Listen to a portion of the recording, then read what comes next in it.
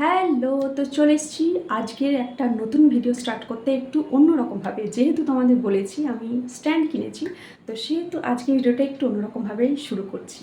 তো জানিও তোমাদের কেমন লাগছে, আগেরগুলো ভালো লাগতো নাকি এটা ভালো লাগছে।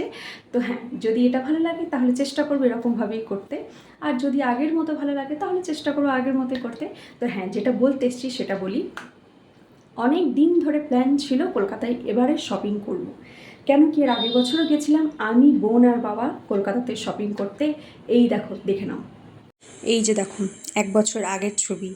এবছরও প্ল্যান ছিল এই যে শ্রীরাম কমপ্লেক্সে বাজার করা, বাট আনফর্চুনেটলি হলো না। হ্যাঁ, তো এর আগের বছর গেছিলাম আমরা কলকাতায় শপিং করতে, মেনলি ফর সিলেদার্স। কারণ সিলেদার্সের অন্য জায়গাতে অনেক স্টক আছে, যেরকম বর্ধমানেও গেছি, বহরমপুরেও গেছি, কিন্তু কলকাতাতে যেহেতু অনেক কালেকশন থাকে, হিউজ কালেকশন থাকে, তো সেই কারণে কলকাতাতেই গেছিলাম। আর এবছরও ঠিক করেছিলাম কলকাতাতেই শপিং করব, জুতোও কিনবো, জামাও কিনবো, সব কিছু কিনবো। তো কিন্তু এত মারাত্মক বৃষ্টি, তো যেই বৃষ্টি স্টার্ট হলো, বাবার স্কুল অফ ছিল সেই কয়েকদিন, তো তারপরে স্কুল খুলে গেল, বৃষ্টিও থেমে গেল, তো সেই কারণে বাবার আর যাওয়া হলো না। তাই আমি আর বোনই অন্য বছরের মতো, মানে তার আগের বছরগুলোই বহরমপুরও গেছি, বর্ধমানও যেতাম দুজনে, তো তাই ঠিক হলো আবার বর্ধমান। তো যেটা বলতে এসছি সেটা হচ্ছে যে এর আগের বছর আমি যখন কলকাতাতে শপিং করেছিলাম, তো সব কেনাকাটা হয়ে গেছে।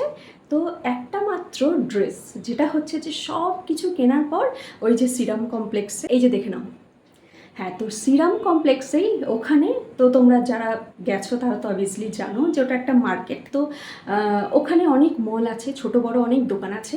তো সেই রকমই একটা বড় মলের মতো ওখানে ঢুকি, তো একটা ড্রেস ভীষণ পছন্দ হয়। কিন্তু আমার যেটা বাজেট ছিল এর আগের বছরে, তো সেই মতো সব কেনাকাটা হয়ে যায়। তো বাবার ভীষণ পছন্দ, বাবা বলছে এটার নাম কি, আমি বলছি সারারা। তো বাবার ভীষণ পছন্দ, বাবা বলছে নে নে নে, এটা তো খুব ভালো লাগছে, তোকে খুব ভালো লাগবে। আমি বলছি না, নেবো না। কেন কি, বাবা যে বাজেটটা দেয় সেই মতোই চেষ্টা করি কেনার। কিন্তু হ্যাঁ, আদার্স বাবা টুকটাক দিয়ে দেয়, কিন্তু হ্যাঁ, যেই বাজেটটা দেয় সেই মতোই কেনার চেষ্টা করি। তো সেই মতোই আমার পুঁজি শেষ হয়ে গেছিলো, তো সেই কারণে আমি বললাম না, নেবো না। বাবার ভীষণ পছন্দ হয়েছিল, তো ওটার দাম ছিল মোটামুটি 3-3.5 এরকম। তো আমার কাছে অত টাকা ছিল না, আর বাবা দিতে চাইছিল কারণ বাবার ভীষণই পছন্দ হয়েছিল। বাবা যদিও জানে না সারারা কাকে বলে, কোনটা, যেহেতু আমি বললাম ওটার নাম সারারা, তো বাবার ভীষণই পছন্দ হয়, বাবা নে নে নে করে, কিন্তু আমি নিতে চাইনি। কেন কি, আমি বললাম যে ঠিক আছে, এত যদি ভালো লাগে তো আমি পরের বছর নেব।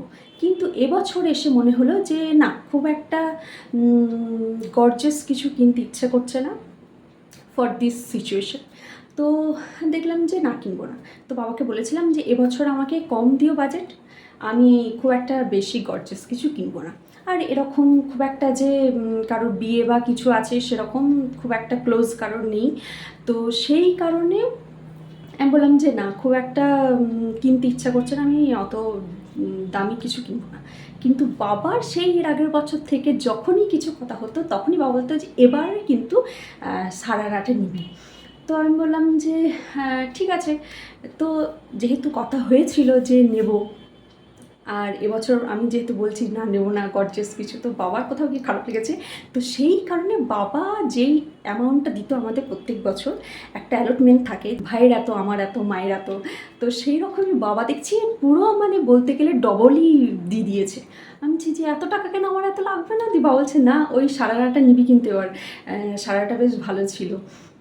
তো আর যেহেতু বাবা শুনেছিল এর আগের বছর যে ওটার একটা বেশ ভালো দাম আছে, তো সেই কারণে আমি যা যা কিনতে চাই এবং সেটা কিনলে যাতে আমার অসুবিধা না হয়, তো সেই কারণে বাবা ওই টাকাটা দিয়ে দিয়েছিল। তো হ্যাঁ, বর্ধমান গেছি, এত দোকান খুঁজলাম, এত মল গেলাম, পাইনি। কাটোয়াতে এসে আবার সেদিনই, কাটোয়াতে এসে আবার সব দোকান ঘুরেছি, এবং তার আগের দিন, তার পরের দিন ঘুরেছি, কোথাও পাইনি ওই সারারা, মানে সারারা পেয়েছি কিন্তু মনের মতো পাইনি। তো সেই কারণে নিইনি। তো হঠাৎ মা একদিন বললো, মা একটা দোকানের জন্য বলছিল, কাটোয়ার বেশ ভালোই নাম করা। তো মা বলছে চল না ওখানে গিয়ে দেখবি, যদি পাওয়া যায়। আমি বলছি যে এখন আর সেরকম খুব একটা ভালো কালেকশন থাকে না ওখানে, তো পাওয়া যাবে না, ফালতু যাওয়াই হবে। তো মা বলছে চল তো গিয়ে তো দেখ। তো সত্যি মনের মতো গিয়ে পেয়ে গেছি, আর আমি তো ভীষণ খুশি, ভীষণ হ্যাপি হয়েছি। তো কোন ড্রেসটার কথা বলছি দেখে নাও। এই দেখো, এটাই হচ্ছে আমার সারারা। অনেক প্রতীক্ষার পর আমি পেয়েছি, তো I am very very happy. বাবা প্রত্যেকটা ড্রেসেই বলে যে হ্যাঁ তোকে ভালো লাগছে, বাট এটা যেন বলছে আরও বেশি ভালো লাগছে, এটা তোকে খুব ভালো মানিয়েছে।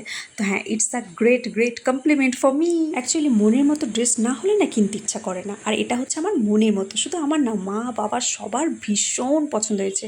আর তোমাদেরও জানি তোমাদের কেমন লাগলো। তো আশা করি তোমাদের ভিডিওটা ভালো লেগেছে, আর ভালো লাগলে কি করবে, একটা লাইক করবে, আর যদি একটু বেশি ভালো লাগে তাহলে কিন্তু একটা কমেন্টস করো। ওকে, দেখা হবে পরের ভিডিওতে। এখন তাহলে বাই।